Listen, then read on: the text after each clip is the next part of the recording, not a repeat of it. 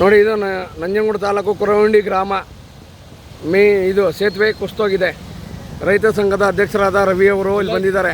ನಾನು ರವಿ ಬಂದಿದ್ದೀನಿ ಇವತ್ತು. ಕೊರವಂಡಿ ಗ್ರಾಮ ನಮ್ಮ ರೈತರಿಗೆ ಭಾಳ ಸಮಸ್ಯೆ ಆಗ್ಬಿಟ್ಟೈತೆ. ಇವಾಗ ಗೊತ್ತಾಯಿತು, ಒಂದು ಅರ್ಧ ಗಂಟೆಯಲ್ಲಿ ಸೇತುವೆ ಕುಸಿತೋಗ್ಬಿಟ್ಟಿದೆ. 1 ತಿಂಗಳಿಂದ 2 ತಿಂಗಳಿಂದ ಕಾಮಗಾರಿ ಮಾಡ್ತೀವಿ ಅಂದ್ಬಿಟ್ಟು ನಂಜನಗೂಡು ಯಾರೋ ಇಂಜಿನಿಯರು ಕಾಂಟ್ರಾಕ್ಟರ್ಗಳು ಈ ಥರ ಮಾಡಿ ಕುಣ್ಸವ್ರೆ. ಈಗ ನಾಟಿ ಹಾಕವ್ರೆ, ಈಗ ಜನ ಈಗ ಒಟ್ಟುಯ್ತವ್ರೆ. ಈಗ ರೈತರುಗಳು ನೀರಿಲ್ಲ. ಇದಕ್ಕೆ ಹೇಳ್ತೀನಿ, ರೈತ ಸಂಘದಿಂದ ಬೇಗ ಪರಿಹಾರ ಕೊಟ್ಟರೆ ಒಳ್ಳೆಯದು. ಇಲ್ಲ ನೀರಾವರಿ ಇಲಾಖೆ ಬಂದು ಸ್ಟ್ರೈಕ್ ಕೂತ್ಕೋಬೇಕಾಯ್ತದೆ. ಇನ್ನು 2 ದಿನದಲ್ಲಿ ಇಲ್ಲ, ಇನ್ನು 24 ಗಂಟೆ 48 ಗಂಟೆ ಟೈಮಲ್ಲಿ ಇದಕ್ಕೆ ಪರಿಹಾರ ಕೊಡಬೇಕು.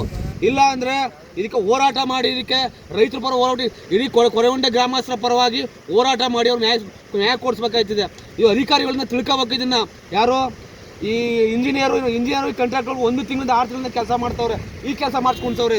ಇದಕ್ಕೆ ಕೊನೆ ಆಗಬೇಕು. ಇದಕ್ಕೆ ಪರಿಹಾರ ಆಗಬೇಕು. ನೀರು ರೈತರಿಗೆ ಸಲ್ಲಬೇಕು. ಇದು ನೋಡಿ, ನೀರು ವೇಸ್ಟ್ ಆಯ್ತಾಯ್ತಾ ಇಲ್ಲಿ. ಇದು 2 ಕಾಲುವೆ. ಇದು 2 ಕಾಲುವೆ, ಕೆಳಗಡೆ ಮೇಲೆ ತಗೆರಾಜು ಇದು ಒಂಚೂರು